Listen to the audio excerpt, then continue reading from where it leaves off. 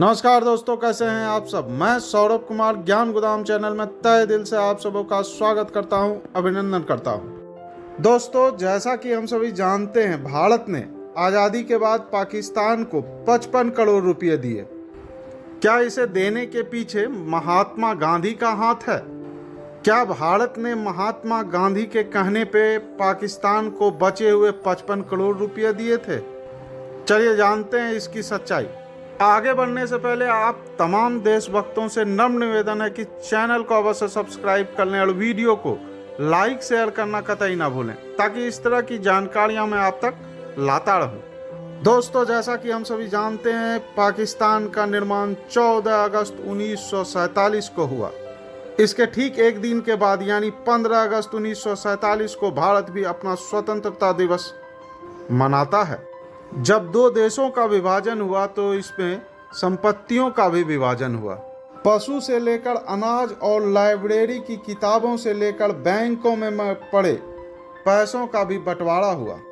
जिस तरह दो भाइयों के बीच जब बंटवारा होता है तो घर की हर एक वस्तु को बांट दिया जाता है दोनों के बीच, उसी तरह पाकिस्तान को भी हर वो चीज़ दिया गया जो भारत के पास मौजूद था। उस वक्त भारतीय रिजर्व बैंक यानी आरबीआई के पास 400 करोड़ रुपए थे, जिसमें से 75 करोड़ रुपए पाकिस्तान के हिस्से में आए। आज़ादी के बाद आरबीआई यानी रिजर्व बैंक ऑफ इंडिया को दोनों देशों के बैंक की भूमिका निभानी थी, यानी अक्टूबर 1948 तक आरबीआई इंडिया और पाकिस्तान दोनों देश की रिजर्व बैंक थी। उस वक्त आरबीआई में 6 लोगों की कमेटी बनाई गई, जिसमें से 3 लोग पाकिस्तान के थे और 3 हिंदुस्तान के थे।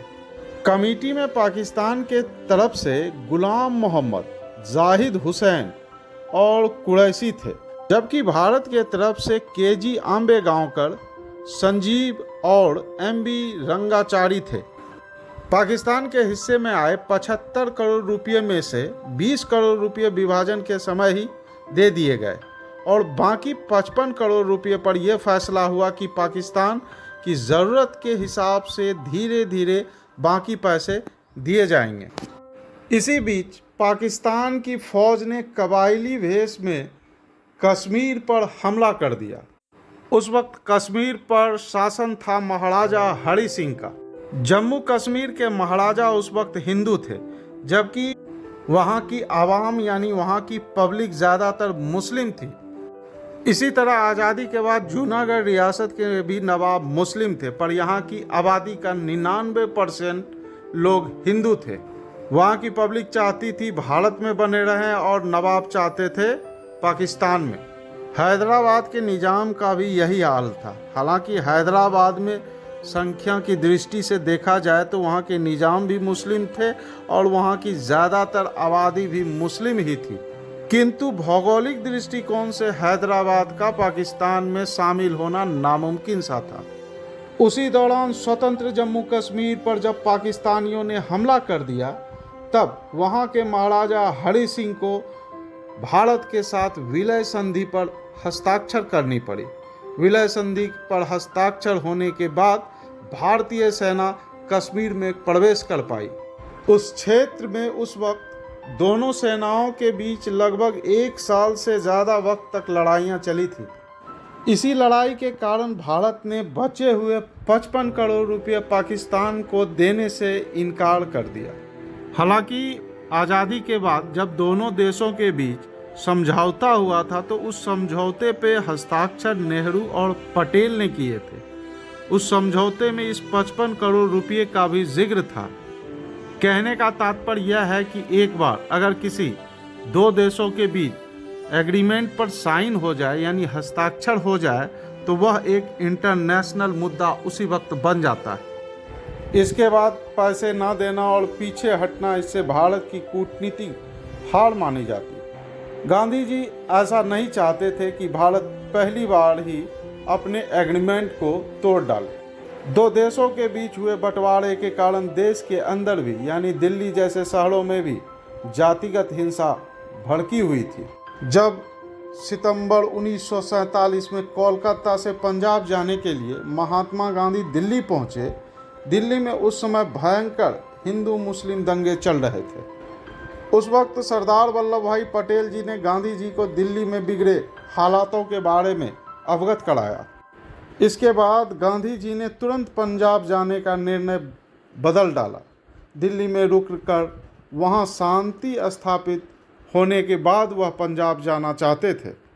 कई प्रयासों के बाद जब दिल्ली में हालात काबू नहीं आए, तब 12 जनवरी 1948 को 78 वर्षीय गांधी जी ने अनशन करने का फैसला किया। वो इन दंगों के खिलाफ उपवास पर बैठ गए।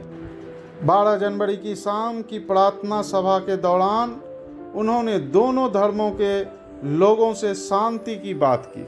हालांकि गांधी जी के उपवास को खत्म करवाने के लिए बनाई गई समिति द्वारा भी गांधी जी को दिए गए आश्वासनों में पाकिस्तान को पैसे दिए जाना शामिल नहीं था। भारत सरकार द्वारा भी उस समय जारी किए गए प्रेस नोट्स में भी गांधी जी द्वारा पाकिस्तान को 55 करोड़ रुपए देने की मांग का कहीं कोई जिक्र नहीं है। कहने का तात्पर्य यह है कि पाकिस्तान को 55 करोड़ रुपए देने के लिए गांधी जी ने अनशन नहीं किया था। उस वक्त वे अनशन पर दिल्ली में हो रहे जातिगत दंगों को खत्म करने के लिए बैठे थे। इसी अनशन के दौरान 15 जनवरी 1948 को भारत सरकार ने कैबिनेट मंत्रिमंडल की एक बैठक बुलाई और इस बैठक में पुनः तय हुआ कि पाकिस्तान को बचे हुए 55 करोड़ रुपए दे दिए जाने चाहिए। पैसे इसलिए दिए गए ताकि विश्व लेवल पर भारत की बदनामी ना हो, ताकि दुनिया ये न कह सके कि भारत सरकार ने समझौते पर हस्ताक्षर कर उसे निभाया नहीं। वहीं गांधी जी ने अपना अनशन 18 जनवरी को दंगे रोकने के आश्वासन देने के बाद अपने अनशन को खत्म किया। 55 करोड़ रुपये पाकिस्तान को दिए जाएं या ना दिए जाएं, यह भारत सरकार का फैसला था। गांधी जी ने इसमें कहीं कोई हस्तक्षेप नहीं किया। अगर जानकारी अच्छी लगी तो वीडियो को लाइक शेयर अवश्य करें और चैनल को सब्सक्राइब करना कतई न भूलें, ताकि इस तरह की जानकारियां मैं आप तक लाता रहूं। धन्यवाद।